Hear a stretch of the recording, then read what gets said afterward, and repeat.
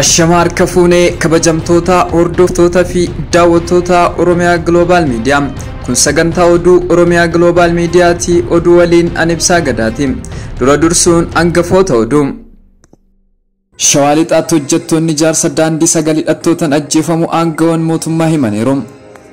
Afrikaan guutummaatti weerara Covid marraa sadaffaa keessa jirti jechuun dhaabbanni fayyaa addunyaa beeksiseera. Hospitaalli Haydar guddichi kan Maqalee keessatti argamu dhukkubsattoota godaantota baadiyyaa fi magaalota waraana mancaan irraa dhufaniin guutamuun beekameera. Kim Jong USA waliin mari'achuu fi dura dhaabbachuuf qophiidha jechuun ibsee jira. Abbaan bidiruu daa'ima umrii guyyaa 21 bishaan irraa argee baraaree dinqisiifannaa argachuun beekameera. Kabajamtoota hordoftoota fi daawwattoota Oromiyaa Global Media channel keenya subscribe gochuun odeeffannoo waayitaawwan akka isin bira gochuu dandeettu. Amma oduu bal'inaan. Ummatni kaaba Itoophiyaa naannoo Tigraay kan gaarreenii fi dhakaan guutame keessa jiraatan sababa waraana naannichaatti mudateen beelaaf saaxilamuun himameera. Loltoonni mootummaa kanneen humnoota biyya ollaa Eertiraatiin deeggaraman waraana adda bilisa baasa uummata Tigraay kan amma garee shoror keessatti mootummaan farrajii waliin geggeeffame keessatti hirmaataniiru. Erga waraanni sadaasa bara 2020 naannichatti eegalee kaasee rakkoolee namoomaa hedduutu mudateera. Magaalaa guddittii Tigraay kan taate Maqalee keessa tasgabbii waan jiru fakkaata. Yeroo ammaa dhaabbileen daldalaa fi waajjiraaleen baay'een banamaniiru. Kan baatiiwwan kana duraatii wal bira yoo qabamu sochiin namoota baay'een loltoota muraasaan mul'ata. Haa ta'u malee ammallee taanaan nageenyi ifatti mul'atu. Hospitaalli Haydar guddichi kan Maqalee keessatti argamu dhukkubsattoota godaantota baadiyyaa fi magaalota waraanaan barbadaa'an irraa dhufaniin guutameera. Namoota hospitaalichatti wal'aanaman keessaa Geetish Salamoon namni jedhamu mucaa umrii waggaa 13 isa tokkodha. Geetish dhibee onnee kan dhukkubsate yoo ta'u erga waraanni eegalee baatiiwwan 3 darban keessa haalli fayyaa isaa itti cimuu dubbateera. Geetish obboleessa isaa 5 fi maatii isaa wajjin magaalaa Hagar Salaam keessa jiraachaa kan ture yoo ta'u sababa jiddu galli naannoo sanaa waraanaan barbadaa'eef wal'aansa Maqaleetti argachuuf fageenya kiiloomeetira 50 deemuuf dirqameera. Hospitaalotaa fi jiddu gala fayyaa akkasumas diinagdee gara qaban ture yoo ta'u mudatu achi fiignee ture. Hojjettoonni ijaarsa daandii 9 godina Shawaa Lixaanaa Meettaa Walqixxeetti roobii waaree booda hojii dhagalaa osoo jiran hidhattootaan ajjeefamu bulchaan godina Shawaa Lixaa obbo Diraarsaa Waaqumaa himaniiru. Namoonni ajjeefaman kunneen hojjettoota abbaa taayitaa daandii federaalaa fi abbaa taayitaa daandii baadiyyaa Oromiyaa yoo ta'an dubartiin tokko garuu jiraattu aanaa Meettaa Walqixxee ta'uu ishee obbo Diraarsaan himaniiru. Akka bulchaan godina Shawaa Lixaa kun jedhanitti ogeessonni ajjeefaman kunneen daandii laga Urgaa jedhamu godina Shawaa Lixaatti aanaalee 5 Meettaa Roobii Meettaa Walqixxee Gindabarataa Buna Gindarbaratii fi Adaa Bargaa walqunnamsiisu jedhame warra ijaaraa turanidha. Obbo Diraarsaan ofii isaanii bakka namoonni hidhattootanitti ajjeefaman kanatti qaaman argamanii reeffa kaasuun hospitaala Phaawulositti geessuu dubbataniiru. Namoonni lama kan haliillaa kanarraa akka carraa hafan nagaan hawaasatti makamus dubbataniiru. Hidhattoonni kunneen aanaa Meettaa Walqixxee bahanii gara aanaa Meettaa Roobii deemuudhaan qaama nageenyaa naannoo fi milishaa irratti haleellaa raawwachuuf yaalii biraa godhamee ture jedhan obbo Diriirsan. Haa ta'u malee milishaan naannoo sanaa ijaarame ofirraa qolatee jira. Hordoffii ammas taasifamaa jiraachuu ibsaniiru. Waboon hanga yoonatti dhimma kanarratti yaada kennuu baatus ajjeechaa namoota nagaa ilaalchisuun himannaawwan kana dura irratti kaasan sirrii akka hin taane himee ture. Humni kun irra deddeebiin ajjeechaa namoota nagaatiin mootummaan himatamaa turellee ajjeechaawwan kana keessa akka harka hin qabnee fi qorannoon qaama walabaan akka gaggeeffamu waamicha godhaa tureera. Uummata waliin ta'uudhaan filannoo biyyaalessaa marsaa 6ffaatiifis qophii gahaa akka taasisan kan dubbatan aangaan kun rakkoo nageenya amma mul'achaa jiru kun godinicha keessatti yaaddoo filannoo gufachiisa jedhu akka hin qabne ibsaniiru. Godina Shawaa Lixaa keessa kaleessas hattuu fi shiftaan darbee ni jiraata borus jiraachuu danda'a. Qophiin filannoof malu sadarkaa naannoorraa hanga sadarkaa federaalaatti hirmaannaa uummata keenyan deeggarame taasifameera waan ta'eef wanta kanarratti wanti yaaddoo nutti godhu gonkumaayyuu hin jiru jechuun ibsaniiru. Humni kun immoo humna ummataatiin ol waan hin taaneef uummanni ofirraa qolata jennee amanna jechuun dubbataniiru.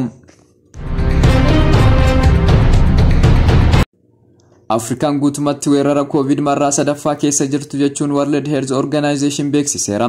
Afrikaan guutummaatti weerara Covid marsaa sadaffaa keessa jirti kanaafis fedhiin talaallii dabalataa jira jedhe dhaabbanni fayyaa addunyaa.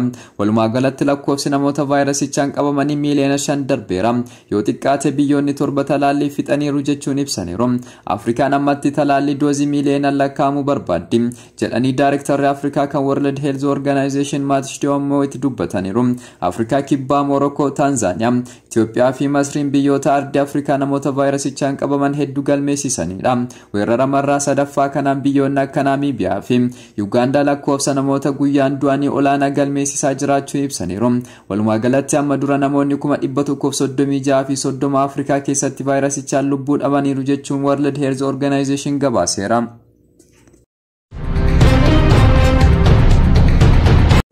Filannoo biyyaalessaa marsaa ja'affaa wixata dhufu geggeeffamu taajjabuuf taajjabdoonni Finfinnee galaa jiraachuun ibsameera. Pirezidaantiin Naayijeeriyaa duraanii fi yeroo ammaa immoo gamtaa Afrikaatti hoogganaa garee taajjabdoota filannoo kan ta'an Olii Seneegoo Obsaanjoon kaleessa galgala Finfinnee galaniiru. Hoogganichi Finfinnee wayita galan ministeera deetaa ministeera nageenyaa Aadde Firaalam Shibabaw simannaa taasifamuu fi ragaan ministeera nageenyaa irraa argame ni mul'isa.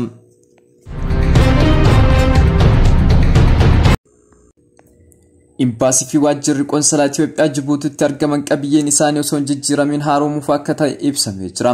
Imbaasii fi waajjirri qoonsilaa Itoophiyaa Jibuutiitti argaman qabiyyeen isaanii osoo hin jijjiiramin haala addaan haaromfama jedhameera. Gamoowwan seena qabeeyyiin kunneen bara 1950 hanga 1996tti imbaasii fi waajjiraalee qoonsilaa ta'uun tajaajilu ta'uu ibsaniiru. Bifa addaan haaromsuuf Jibuutiitti imbaasiin Itoophiyaa fi koorporeeshinii hojiilee ijaarsa Itoophiyaa gidduutti waliigaltee mallattaa'eera. Jibuutiitti ambaasaaddara Itoophiyaa Birhaana Tsaggaayee fi bakka bu'aan koorporeeshinii hojiilee ijaarsa Itoophiyaa Injiinar Yoonaas Ayyaloo waliigalticha mallatteessaniiru. Jibuutiitti daawwannaa hojii taasisaa kan jiran ministeerri deetaa ministeera dhimma alaa ambaasaaddar Burtukaan Ayyaanoo sirna waliigaltee mallatteessuu kanarratti argamuun ragaa waajjira dubbii himaa ministeera dhimma alaa irraa argame ni mul'isa.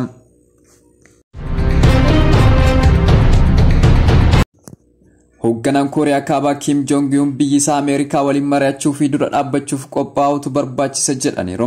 Keessattuu dura dhaabbachuuf qophii guutuutu nu barbaachisa jechuun Kooriyaan Kaabaa kana dura yaaliiwwan bulchiinsa pirezidaantii Joo Baayiden walitti dhufeenya dippiloomaasii uumachuuf taasifte gurra hin kennineef haftee turte. Haasaa amma kanaan hoogganaan Kim Jong yeroo jalqabaatiif kan bulchiinsa Baayiden irratti kallattii yaada kennanidha. Walgahii Kooree jiddu gala paartii hojjettoota kan biyya bulchu kan magaalaa guddittii biyyattii torban kana eegale irratti Kim Jong yeroo jalqabaatiif biyyattii rakkina nyaataa mudachuu dubbatee ture. Kim keessatti kabaja biyya keenya eeggachuu fi fedhiiwwan misooma walabaa keenya mirkaneeffachuun guutummaan qophaa'uu qabna jechuun ibsanii jiru. Akkasumas naannawa naga qabeessa fi nageenya Kooriyaa Kaabaa mirkaneessuuf haa qophooftu jechuun isaan miidiyaan mootummaa CNN gabaaseera. Itti dhufeenya Kim hanga ammaa bulchiinsa Baayiden waliin qabu muddamaa fi tuffiidhaan kan guutamedha.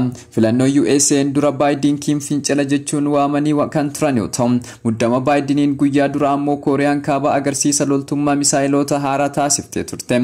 Eebla keessa ammoo Baayiden Kooriyaa Kaabaatiin rakkoo cimaa nageenya addunyaa jechuu isaan hordofee Kooriyaan Kaabaa biyyattii irratti fedhii imaammata jibbaa geggeessaa jira jechuun ibsa baaftee turte.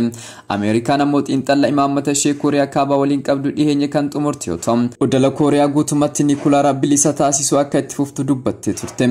Dubbii himtuun ministeera haajaalaa USA Jeen Saakiin Ameerikaan Kooriyaa Kaabaa waliin adeemsa beekumsa ifaa dippiloomaasii jajjabeessuu hordofti jettee turte. Itti dabaluunis USA'n sochii qabatama taasisuu irratti xiyyeeffattee jirtis. Kim kanaan dura Doonaald Tiraamp waliin yeroo sadii wal arganii kan turan yoo ta'u, garuu mariin dhimma niikulaaraa dhaabuu battaluma dhaabbatee ture. Kaaba Indiyaatti abbaan bidiruu tokko daa'ima xiqqoo osoo bishaan irra bololi'aa jirtu arge baraaruu isaatiin hedduu jajameera. Daa'imni abbaan bidiruu arge kun sanduuqa mukarraa hojjetame tokko keessa kaa'amtee kutaa Uttar Pradesh keessatti kan argamu bishaan laga Ganges jedhamu keessatti kan gatamte. Namichi Guuluu Chidu'aa jedhamu kan dura boo'ichaan daa'ima umrii ishee guyyaa 21 taate kana dhagahe. Daa'imni kun fooxaa diimaan maramtee akka aadaa warra Hindiitti fakkiiwwan garagaraan faayamtee turte kan argamtedha. Daa'imni bishaan irraa argamte kun gara hospitaalatti kan geeffamte yoo ta'u, haalli fayyaa ishee hordofamaa jira. Yeroo itti aanutti ammoo gara mana daa'immanii kunuunfamanitti geeffamti jechuun ibsameera. Aangoon akkamitti akka daa'imni kun bishaan irratti gatamte qorachaa jiraachuu ibsaniiru. Sababni bishaan irratti gatamuu daa'ima kanaa maal ta'uu akka danda'u irratti kan ta'e jedhamee kan yaadame hin jiru. Garuu biyya Indiyaatti wal caalmaan lakkoofsa dhiirotaa fi dubartootaa akka addunyaatti isa baay'ee hamaadha jedhameera. Dubartoonni dhiibbaa hawaasummaa guddaan irratti raawwatama. Ijoolleen durbaa keessumaa hawaasa hiyyeeyyii ta'an biratti akka ba'aatti ilaalamu. Indiyaatti ijoolleen durbaa yeroo heerumaa maatii baasii nama intala isaanii fuudhuuf waan baasaniif maatii harka qalleeyyii biratti akka yaaddoo baasitti ilaalamu waan baramedha. Ulfi daa'imman durbaa hin barbaadamne harki caalaan kilinika seeraan alaa seela murteessiin kan irraan baafamu ta'ullee daa'imni durbaa erga dhalatee ajjeefamuun yookiin gatamuunis waan haaraa miti biyya Hindii keessatti jedhameera. Poolisoonni akka jedhanitti kaardiin ayyaana dhalootaa ittiin ilaalamu daa'imman waliin sanduuqa sana keessa waan tureef sa'aatii fi guyyaan isheen itti dhalattee fi maqaan ishee galmaa'eera. Kaardiin kun maqaa daa'ima kanaa Gangaa akka ta'e eeree jira. Gangaa jechuun ammoo maqaa Hindiitiin maqaa bishaanii laga Gaanjas agarsiisa. Mootummaan kutaa biyyattii baasii guddisa daa'ima kanaa nan danda'a jedheera. Ministeera olaanaa kan ta'e Yoogii Adiinaataa abbaan bidiruu daa'ima kana argee kun akka badhaasatti faayidaawwan kan akka mana mootummaarraa argachuu isaaf mala jechuun fakkeenya namooma qixxee hin qabne agarsiise jedhaniiru. Aangawaan Ardaa Guziipur bakka daa'imni itti baraaramte riippoortarratti akka himanitti bakka bu'aan uummata ardichaa kan ta'e Siinga daa'imatti kan awwaatte yoo ta'u aangoonni biroo ammoo gara abbaa bidiruutti qajeelaniiru. Ministeerri Chuudahaariin riippoortarratti akka himanitti namni laga bishaan kana jiran yeroo iyyan daa'ima kana dhagahaa gara isheen iyyitu sanatti deemanii gargaaruu namni barbaade hin turre. Ani garuu ishee oolchuudhaafan itti fiige. Yeroo ani sanduuqa mukaa kana banu daa'imni achi keessa jirti. Taateen kun jiraattota naannoo sanaa dadammaqsee namoonni gandarra laga bishaan kanatti walitti qabamuun taajjabaa turaniiru. Viidiyoon namichi daa'ima baraaree sanduuqa keessaa baasee qomatti hammatee sossobuu waraabamuu ilaaluun dinqisiifataniiru. Abbaan bidiruun kun jalqaba daa'ima kana fudhatee gara mana isaatti kan gale yoo ta'u boodarra aangoota dhimma daa'imman irraa dhufaniin gara hospitaalaa geeffamuun beekameera.